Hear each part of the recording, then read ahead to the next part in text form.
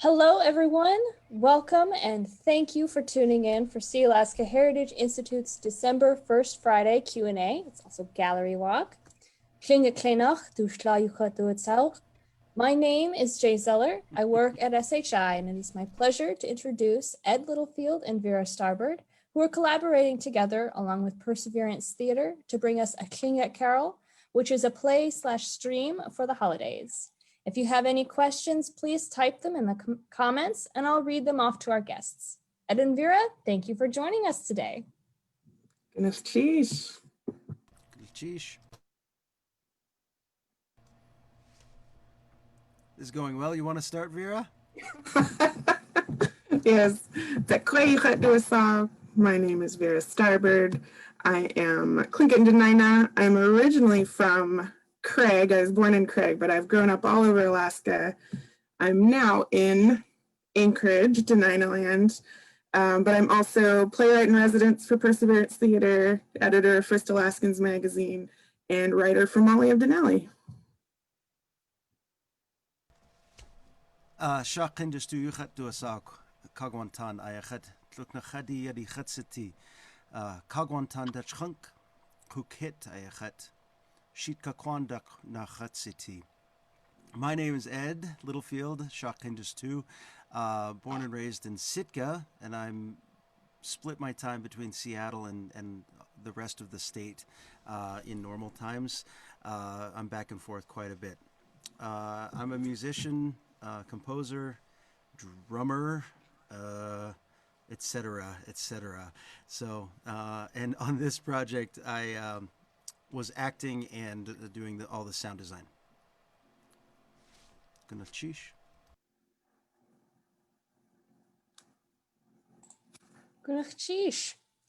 All right, so my first question of the evening is, what made you become a writer and how long have you been one?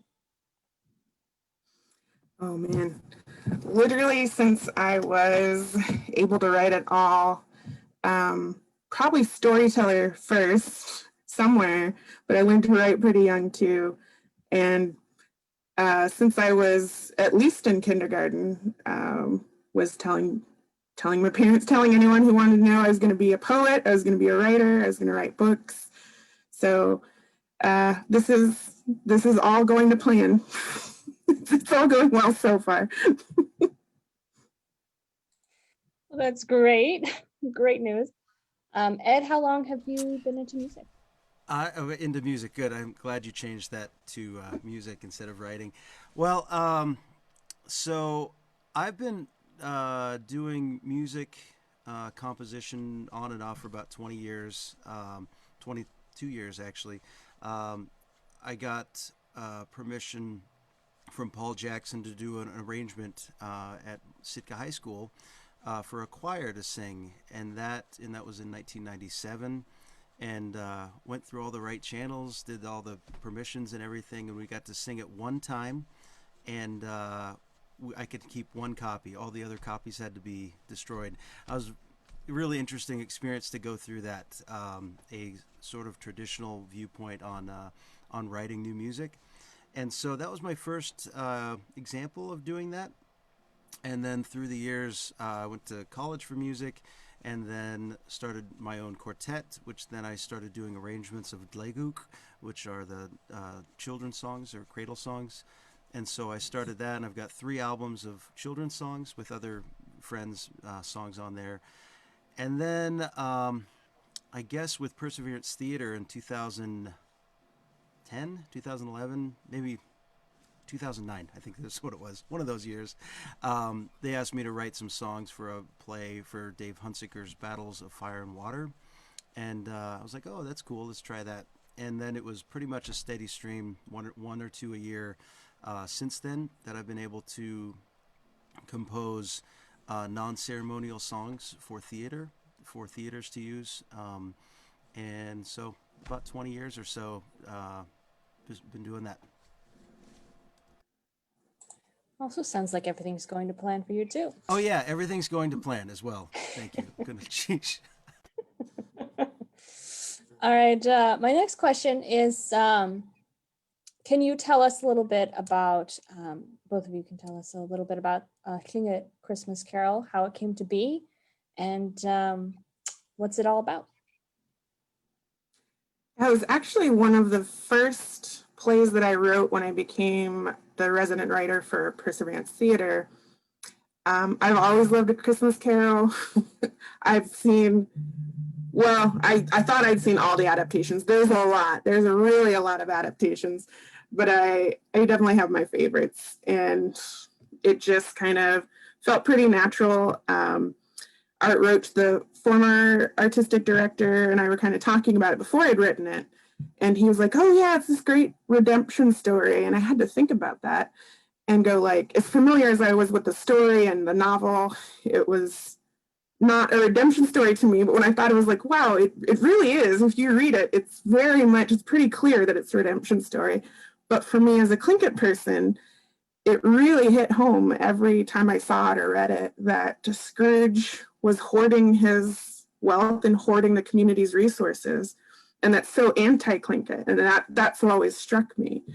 And so just kind of went for it and went, if you're going to do an adaptation, you're going to do a different perspective of it, of the story. So it just kind of wanted to come at it from a Tlingit perspective. So this is a modern tale. Scrooge is a president of a company, and I actually shelved it. We decided to shelve it and focus on a different play that I was writing. I'm still developing, but COVID hit everyone's plans, especially at the theater, where we kind of make our way with live audiences, got turned around, and it just sort of snowballed into this live production.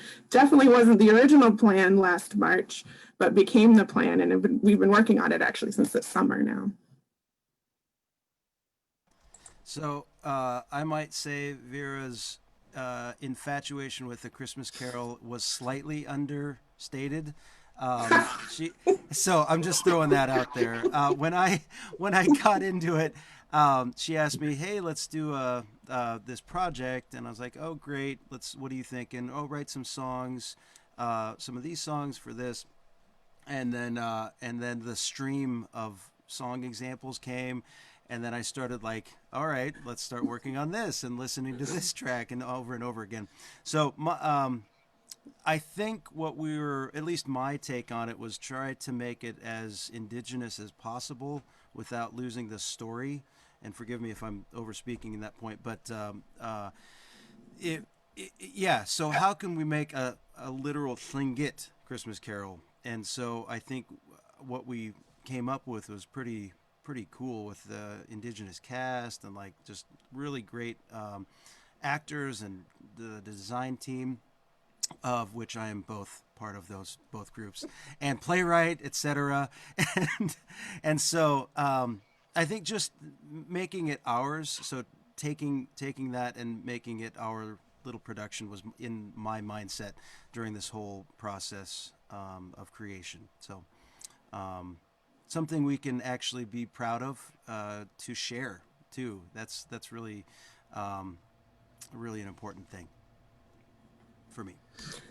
And I will say, I don't know if we made it very clear, Ed is not only doing all the music for Tlingit Christmas Carol, which has music in every single episode or stave. We literally at some point, also wasn't the original plan, went, "Hey, you should be Scrooge too." So he's just overworked at this point, and acting and behind the scenes. Right. Star of the show. My next question is, have you both worked together on other projects? Yes, several. Two full-length plays. So Our Voices Will Be Heard in Devilfish. We've done, since COVID hit, I think we just, I don't know, every couple of weeks do something else together. I've lost track of the smaller projects at this point since then, and we have some future stuff in the plans. At this point, I'm pretty sure in the fine print he has to do every single play I'm ever going to do. That's That's in there. Don't look too closely. Just do it. It's secretly in there. Bottom. Please read this. Yeah, the two plays that I worked with, Our Voices Will Be Heard and Devilfish, which actually had some, man, some of my most favorite things that I've created was in Devilfish. It just was a amazing design from the visuals to the acting to everything was really very interesting to me. Vera and I also did the summer camps for Sealaska Heritage summer camps for 2 weeks this summer, which was a hoot. Let's call it that. And so it was interesting because that was the first kind of online teaching I had done for 2 weeks straight, and I think it was really great to have Vera on that team to share her wisdom about playwriting and storytelling and how to create stories. It was very cool. So I'd also know that those camps were previous to that. I don't know that I would have thought Ed could play a Scrooge because he's such a roll with it jazz musician, let's go cool guy. But when we need to get going, he's I discovered that he can get pretty strict too. So thank goodness for the camps that showed us that. Well, I've got a background to show you. If you stay on the Facebook Live, I'll show you a background sneak peek, just of what I look like in the play. Ooh, sounds promising. And that actually, you covered my next question, which was teaching Voices on the Land, and tell us about the performing arts camps, but you already did that. So we're just going to move right on. Is there a project that you guys dream of working on together or separately? Yeah, I would say to some degree we're starting sort of one of those big ones that I'm sure we can't publicly talk about, but I always end up doing it anyway. So at some point it'll come out. I think just these last couple of months, we've talked about anywhere from more stage plays, more theater to TV and movies. I write for TV. Ed's already done movies. That's something I would personally love to work with Ed on. But as I've stated, anything I do, he's going to end up having to do the music anyways. So, well. Sheesh. My goal is to perform and create more Tlingit music in whatever sense that is. So, in a respectful way that remembers our past and where we came from, and showcases the continuation of music, and as a dominant art form of the Tlingit people, and not dominant, but an integral art form that is as important as every other. I heard, I think it was Rosita say, there's no word for art. It is part of the culture, and so that is part of the culture. And I would love to work with Vera and anyone who wants to help create new music and songs for themselves. And I've done a handful of songs for different schools. I wrote a song for the Yakutat School District, so they get to sing that using one of their couple of their phrases that they use. Gone into schools and written some songs for schools in Juneau, and I think that's my main goal. That is up there, top one or two. Maybe the other one is to perform and play music, but the other one is the top one. They switch sometimes, but those two are my predominant focuses: is to play and perform music. And hopefully it's in a Tlingit setting of some sort. With Vera, she's written in there too. Yeah, I think it's impossible. I actually get teased by some of the actors that I write secret musicals. I don't call them musicals, they just are. And I love music. I have no skill in creating it, and Ed is a genius with it. So to me, it's you can't have Tlingit storytelling without some music in there. It's so integral to the culture. So Um, for me to ever write a story without some sort of music sneaking in, I just don't even ever see that happening. And Ed knows what he's doing when I don't with the music. Well, that brings us to our next question, which is, has your collaborations impacted how you make art? And if so, how? Yeah, I sure give Ed a lot more to do now. I will say the first big project was Our Voices Will Be Heard. And that was also my first play. And I had like this goes here and then this music comes in here. And I had really specific like references of this Tlingit lullaby. And when Ed came in, and I don't think I'd actually even met Ed before that. That was 2015. We started working on that. And oh man, it was so much better than what I had in my brain. Like the next play was, and then Ed will do something here. And we'll just trust Ed to do something. And I think I even had a few places where like some kind of sound. Ed will come up with that. And he did. Of course, he like took that bar and raised it even higher. So to me, it's actually given me a lot of freedom to just focus on my expertise, which is just that sort of written story, the dialogue, that kind of thing, and just have a trust that someone else knows what they're doing better than I do. Honestly, one of the reasons I love theater is the collaborative part of that, and you kind of have to trust who you're working with. And in this case, yeah, it's actually taught me just a lot of trust in what I'm doing. That's a great segue there for my comment. Is like the collaboration is super important. I think Vera, I think at one point, maybe it was the opening of Devilfish, you said I'm so happy about this collaboration.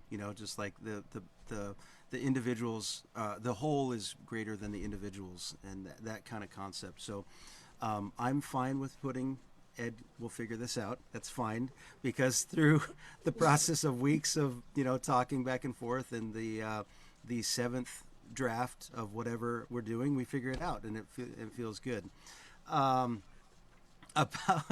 About working with each other. I mean, again, this goes back to just creating more, music and sound design that is Tlingit based, I guess, Tlingit culture based. And the more that Vera writes, the more I get to write. So it's kind of symbiotic a little bit, And there's other playwrights that I've worked with that are in the similar way, like Frank Tass. I've done work for him. It's like he actually does the same thing, Vera. Don't worry. He goes, Ed will figure this out. Literally in the script, Ed will figure something out.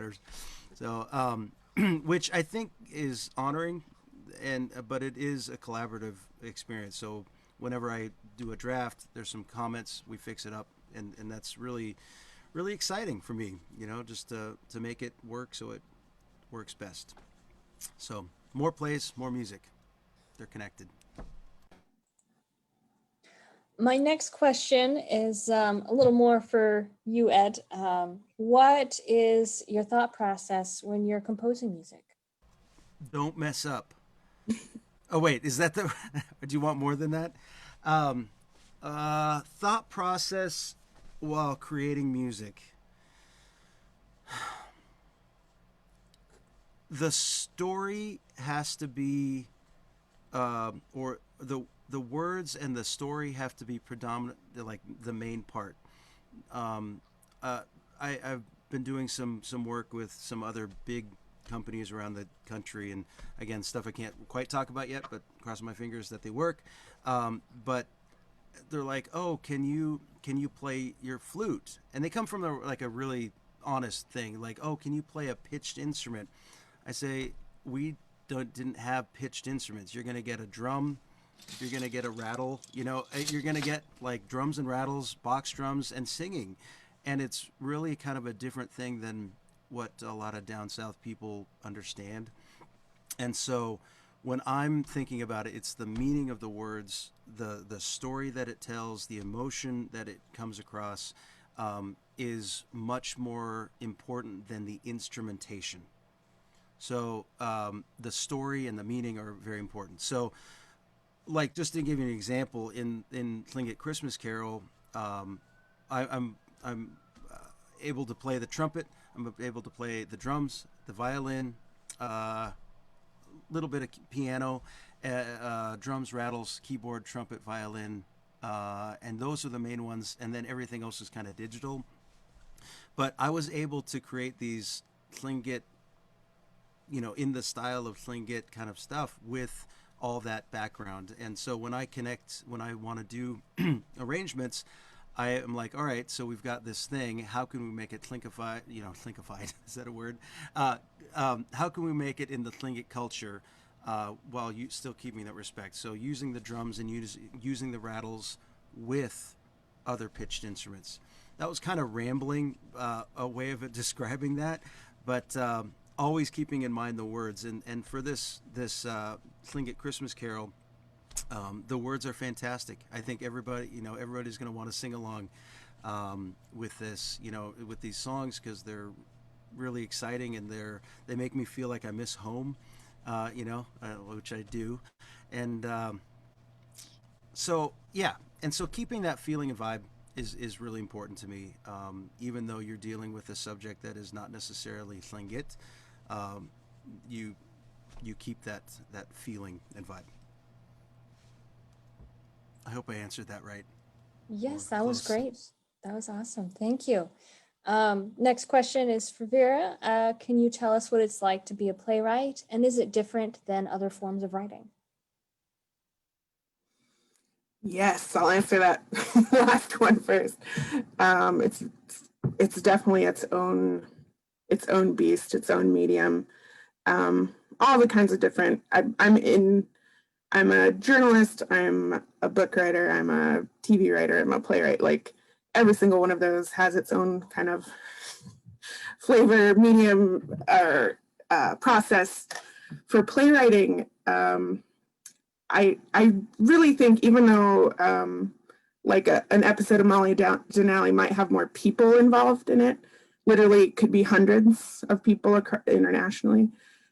Theater is even more collaborative as far as you're going to be working face to face, or in this case, Zoom to Zoom, with the team very closely for however long that production is going. And because it's generally live, and we kind of have our own live-ish version here that we've been figuring out since COVID, you kind of going back to that trust idea, you have to trust. So as the playwright, I have to trust that the actors are going to take that and know what to do with that character, not even just the whole story, but that individual character. I have to know and trust that the director is going to know what to do and understand what I'm trying to do. At the same time, if I don't trust that what they bring to it makes it their story too, I'm kind of losing something. And that was absolutely terrifying to me when I started writing for theater. My mentor, Larissa Fasthorse, was actually the one in this sort of teaching before I really knew her, who was like, if you don't like collaboration, go write a novel. And I just remember thinking, like, I did go write a novel. I don't know about this collaboration stuff. And it turned out they also warned us that you get hooked. And you do, because quite honestly, I sort of finish my part, and then all these other people go make it better. Like, they make me look really good sometimes. there's definitely some things they've saved because where maybe I didn't know what to do, the choreographers took and made a whole story themselves. Where I felt like this was kind of weak and I wasn't sure how to fix it, Ed came along and this beautiful, music comes in and makes you feel something. Or some dialogue that I'm kind of iffy on, the actors will take and just make so much more powerful or so much more soft or whatever it is they're going to do with it. So I'm definitely hooked. I love now, now that I know what it's about, I love working with people. It's a lot of work. It's a lot of work. And it still has that scary element of sort of at what point do I hand it over and say, okay, it's not really my story anymore, it's our story. And I think that's, if I could encapsulate that into one definition of playwriting, is at some point it does become our story and not my story. And I love it, and I'm still afraid of it too at the same time, which I don't know, it's probably why I'm hooked. I like that little bit of fear. I'll add something to that. Yeah, it's just what Vera's talking about. You know, the little bit of fear we all have, but you know, I'm thinking of Tlingit and Tlingit Ish, Lyle and Colleen James. I just want to have a shout out to them because they're relatively new to the theater world. Huge shout out, yeah. Yeah, huge. Yeah, not a little shout out. A short time, but a huge shout out because they are also trying to do what we're doing, which is incorporating Tlingit culture into a Western theater format, which is really a challenge to do, and they're doing amazing work. And so, and I think, I don't want to speak for you, Vera, but that's what gives me hope, and that what overcomes that fear of putting yourself out there, because I've known a handful of writers that, you know, this is who I am. They say, like, I'm giving you this right here, and I've spent like 4 years on it, you know, and it might or might not be ready. You know, there's little things in here and there, but with this team that Vera collects and kind of, you know, guides us to the right place, it becomes a really amazing way to tell a story. And again, it's just a different type of storytelling is what Vera's doing. It's a, you know, really thought about collaborative storytelling. So anyway, wanted to shout those two out because they're new to the theater scene, but they're soon to be a huge presence, and hopefully many more shows that they get to work on. Thank you for adding for that.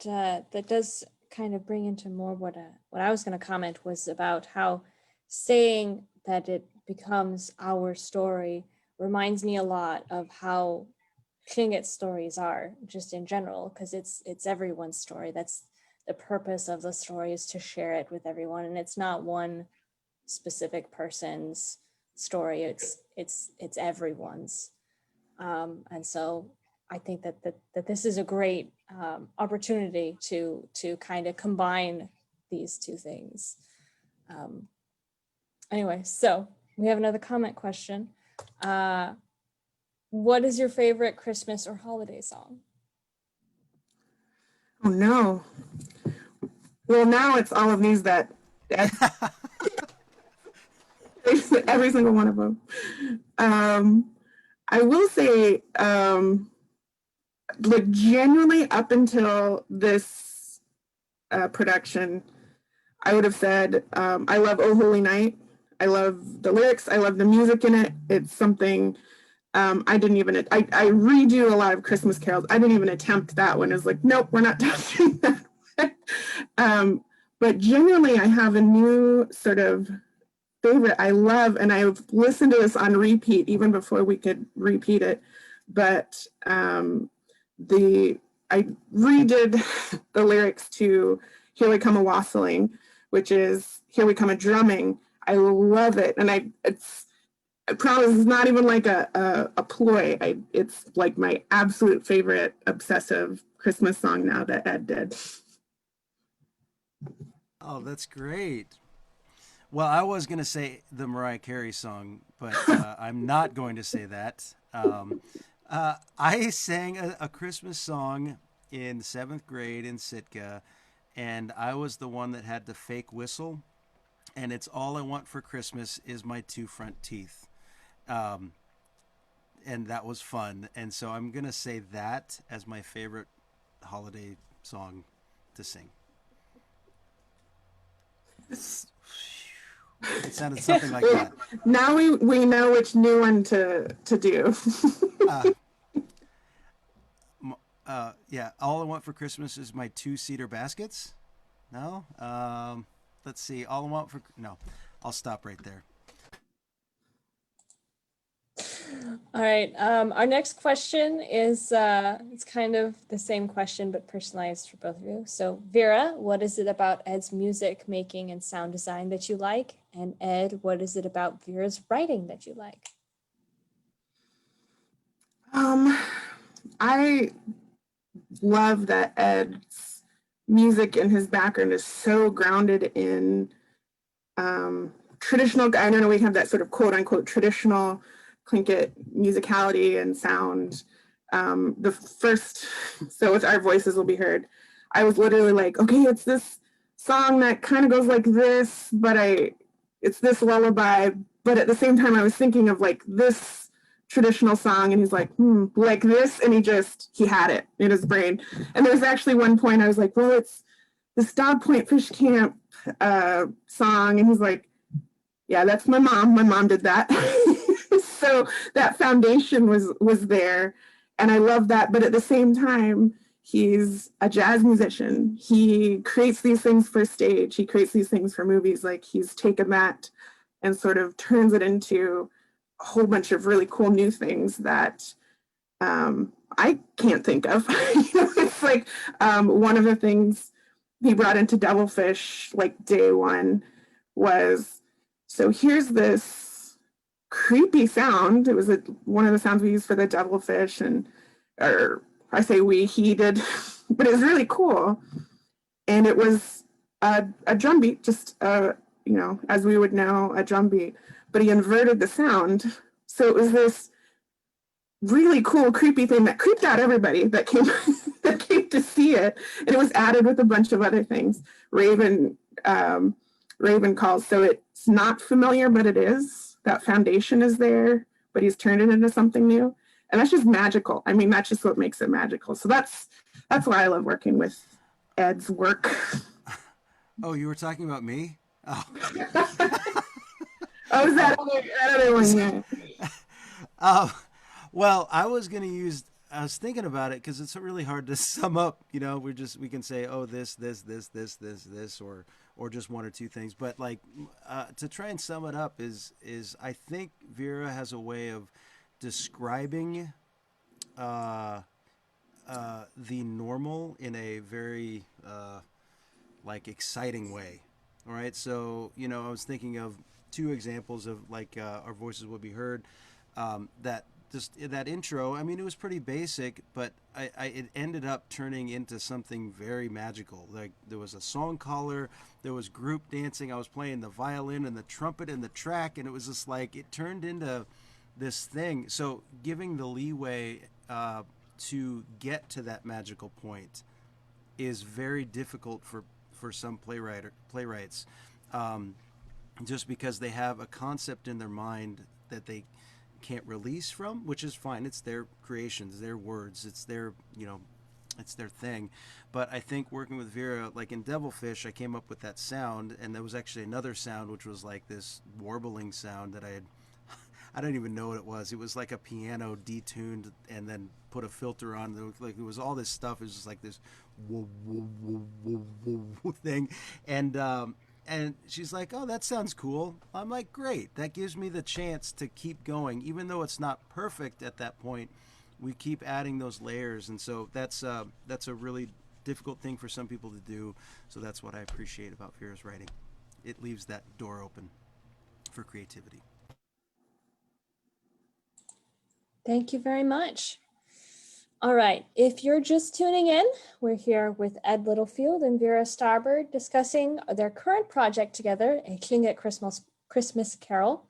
If you have any questions you would like to ask, please leave a comment and I'll read them off to our guests. Also happening right now, Sealaska Heritage has our first virtual 3D exhibit during Gallery Walk. The exhibit is featuring War and Peace, which was closed since April due to the pandemic. Check it out at sealaskaheritage.org/war and peace. It's a really fun exhibit. You can also find some of our guests' work online, and we also have the Sealaska Heritage online store, and all purchases from our store support both the artist and SHI art programming that helps the community and keeps our ancient art practices alive. We're still accepting virtual artist and residence applications for the upcoming months for next year. If you'd like to be featured, please apply. You can apply at sealaskaheritage.wufoo.com/form/SHI virtual artist and residence application. Links will be in the comment section. All right, so our next question that I have for you guys, Vera, I heard that you have a new book out. Can you tell us about it? Yeah, I have. Well, yes, and this is making it very exciting. But then we'll talk about something else new next week. But I did a book with my dad that was very much the COVID project that started out as just a poem. I like writing poetry and I'd never release it. But it was just thinking about how our ancestors would have handled epidemics, pandemics, which got me to thinking about how Raven might handle it, which I didn't think would be initially very well, but he always learns-ish. And it turned into this poem, and then I started talking to my dad about one or two illustrations, and then just kept asking for more. And it turned into a book, and it kind of became our cool collaborative COVID project, and it's called Raven Steals the Toilet Paper. And I'll put the little link to it in here. There's a YouTube video that Aaron Tripp narrated to my dad's illustrations on there that I'll share here in the comments. But it's just been a lot of fun. I've kind of always wanted to write a children's book, never got around to it, and somehow COVID turned out to be the time, I guess, because I definitely didn't have enough to do. Well, that brings us to our next question, which is, has COVID and the quarantine changed the way you create? I'm actually going to let Ed lead with that one. Yeah. Well, yes.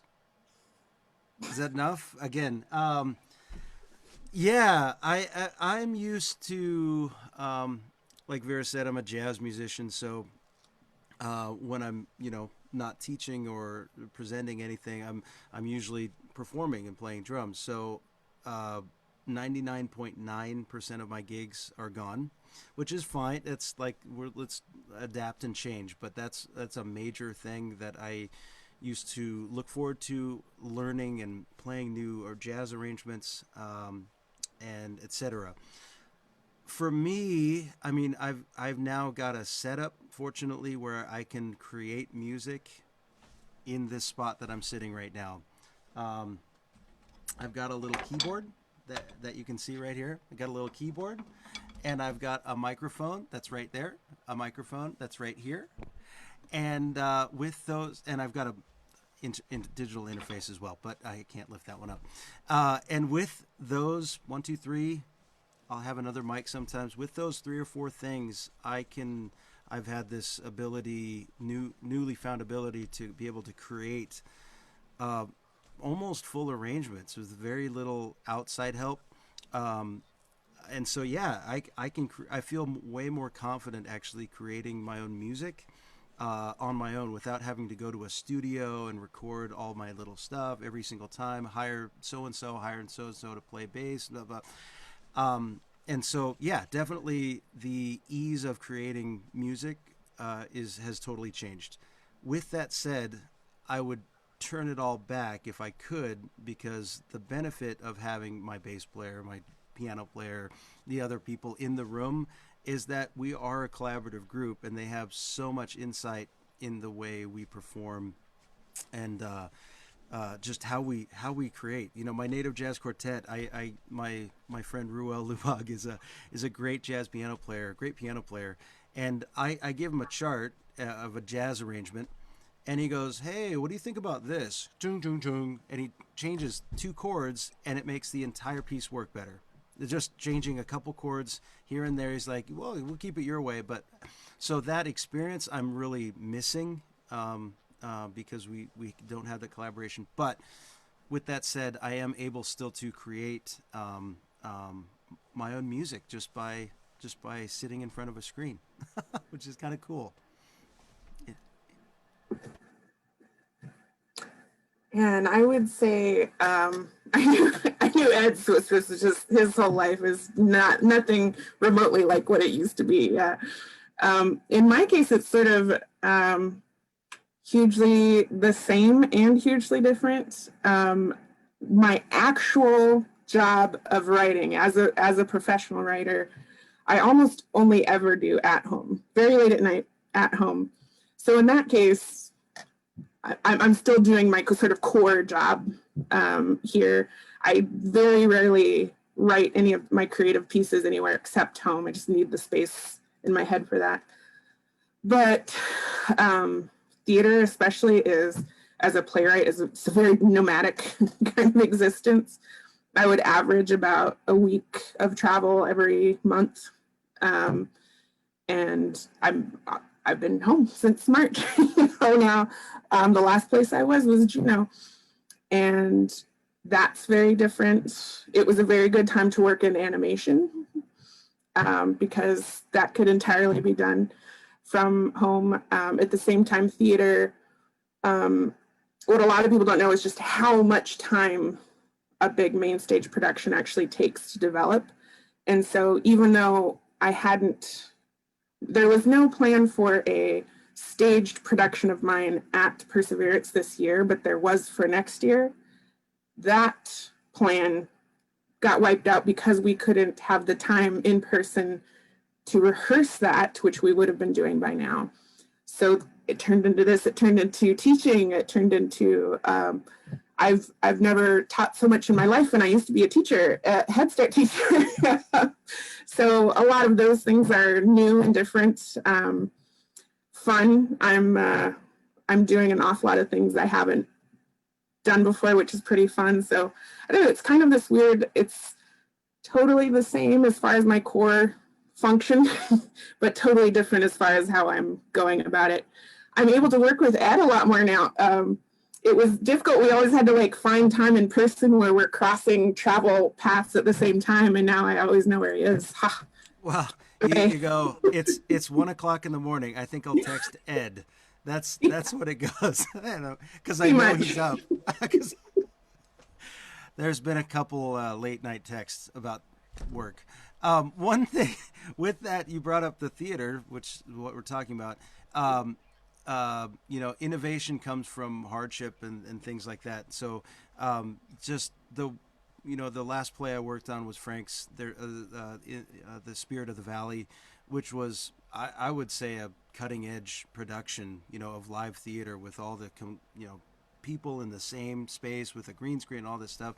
I would also say A Tlingit Christmas Carol is also cutting edge because we have very little time to do multiple stays, multiple episodes, and there's some video editing that Josh Lohman puts together, and I think creative ways have come out of this to produce theater that is fun to watch. People spend a ton of time on the screen. I'm usually complaining about it. Just every day I'm like, oh, I wish I could give somebody a hug, or I wish I could go teach in person, et cetera, et cetera. But all we've got is the screen, right? How can we make it the most exciting experience? And people are coming up with some great things. And I think this show, play, stream, production thing that we were working on is a great example of that, to share how we can continue be creating through this pandemic. Awesome. That kind of gets into our next comment, a question, which is, what advice would you give to young people who want to get into your line of work?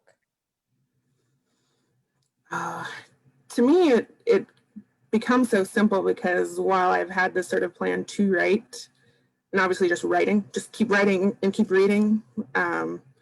If you want to be a writer, you got to start with reading a lot. But really have come into this, to me, dream jobs. I have multiple jobs and they're all dream jobs.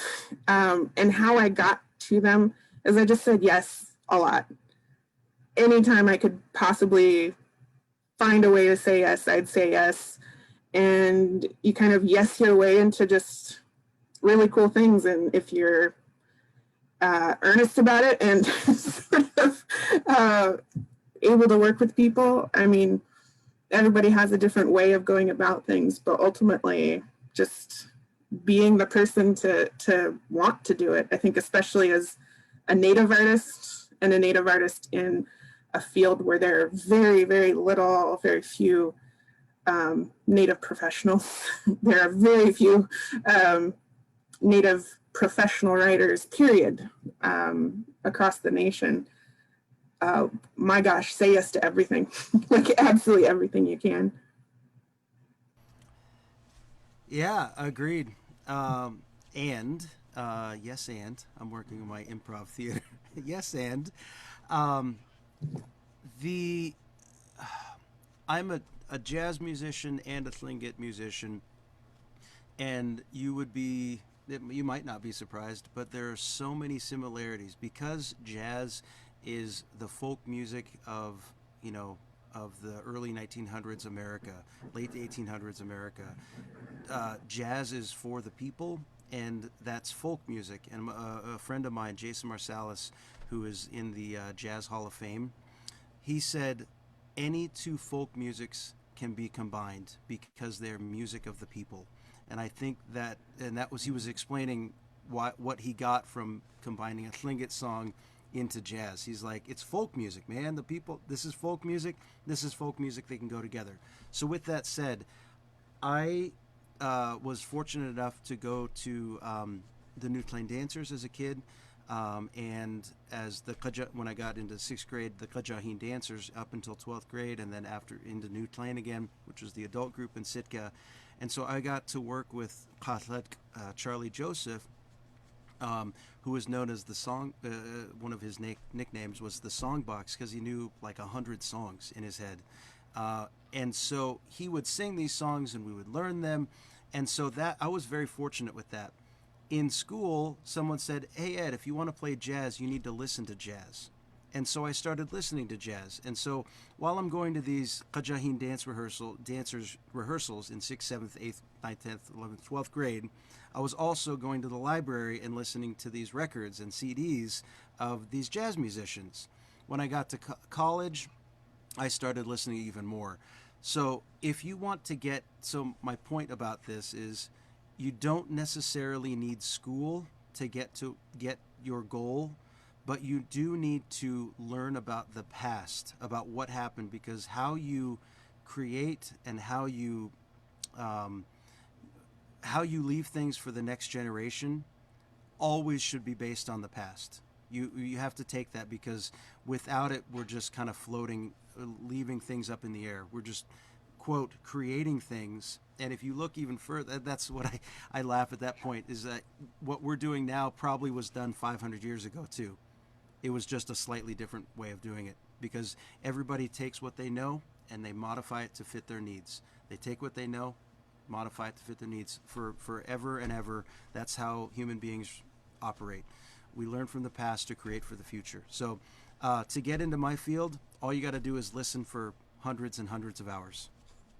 So to all kinds of music. So I was fortunate to have all that music being played to me at a young age. But there are some great singers. Attach yourself to people that know more than you do. That's how you learn. Attach yourself to people that know more than you do.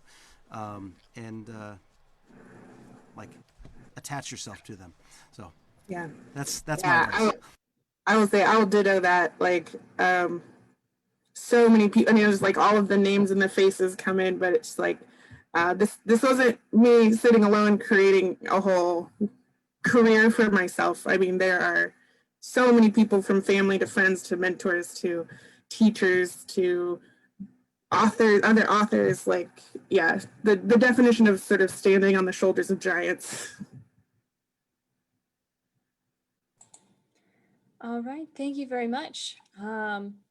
We're running out of time here. So before we go, is there anything else you'd like to mention that you haven't yet? Bah humbug. Yes. Go ahead, Vera, and I'll get the stuff ready. This Yeah, is, by the way, for those of you that stuck around. If you watch the stave tonight, this is what you're going to see. So I've had to look at that mug for a number of months now. Okay, go ahead, Vera. Yes. While Ed does the actual drum roll. So we the charge of the music. Yeah. Yes. So we would love to announce here that something that our collaboration, which didn't start out this way, but just turned into this brilliant, like, wonderful, hard piece of work to do, is that this led to an entire Christmas album of adapted Tlingit Christmas songs. So it's an entire album of Tlingit Christmas music that sort of releasing onto the world right now. Exactly. I'm going to put this first link in the comments right now. You'll be able to go to tlingitchristmascarol.bandcamp.com. I'll be putting it up on the website, verastarbard.com. It was a chicken or the egg about whether I should post it there first or announce it here first, so I chose announce. So in a little bit, you'll see it up there. Whenever Ed gets his website working, it'll be up there too. And it'll be on Facebook. I'm sure you're going to see it around, but yeah, right now it's in the comments, tlingitchristmascarol.bandcamp, and there are all of these songs you'll see in Tlingit Christmas Carol, the production. You'll see them across weeks as the staves are released, episodes, but you'll also see them, or you'll hear them as Ed sings them through the whole album, plus 2 fun surprise artists that do vocals, including, we just found out, your former or current artist in residence, Sandra and Kenny Ramos, also do vocals on bonus tracks. Yeah, and if we have, do we have 2 minutes? A minute and 40 seconds? Yes, so this is not on the album, but this arrangement is on the album. And this is We Wish You Sigu Kiswas. And on this track, we have the full cast of A Tlingit Christmas Carol singing along. And just to give you an idea, it's got native drums, it's got trumpet, it's got singing, it's got rattles in the background, it's got sleigh bells. It's kind of a fun thing for all. So I encourage you to share that link liberally and get these songs out there. We can kind of make these the standard for what we listen to at Christmas time. Oh, by the way, I do want to mention, portion of those proceeds goes toward the theater, so we do more art. I should always mention that. So part of those proceeds will go towards more theater. Part of those proceeds go towards Native artists like us. But that's where those funds are going. And here, without further ado, this is We Wish You Sigu Kiswas, sung by the cast of A Tlingit Christmas Carol.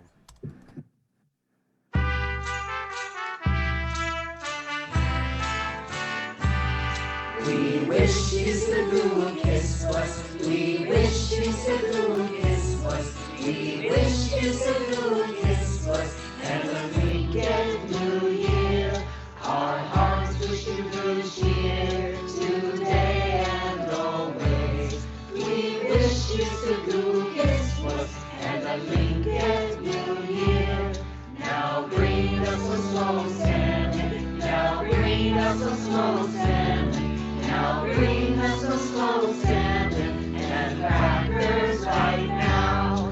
Our hearts wish you good cheer today and always. We wish you Sigu Kiswas and a Tlingit New Year.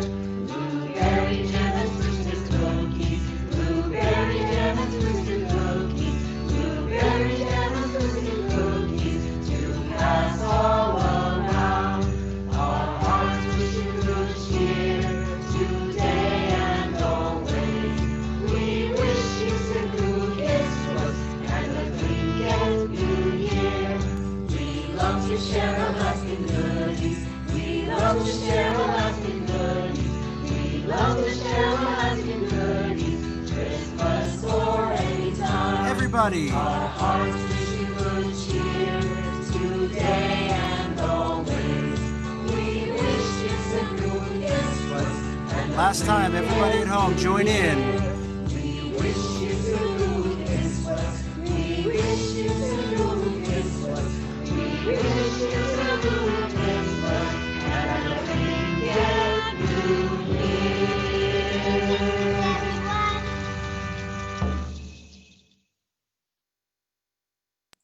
Oh, I love it. Oh, thank you That was fun. so much. That was so much fun. Oh, I can't wait to listen to the whole album now. Thank you for joining us today. Thank you, Ed Littlefield and Vera Starbard, for answering our questions and sharing your project and its amazingness. Please tune in tonight to the next installment of the Tlingit Christmas Carol on Perseverance's Facebook and YouTube. And have a nice evening, everyone. Let's cheers. Gonna Sigu cheers. Sigu Kiswas. Gonna cheers. Sigu Kiswas.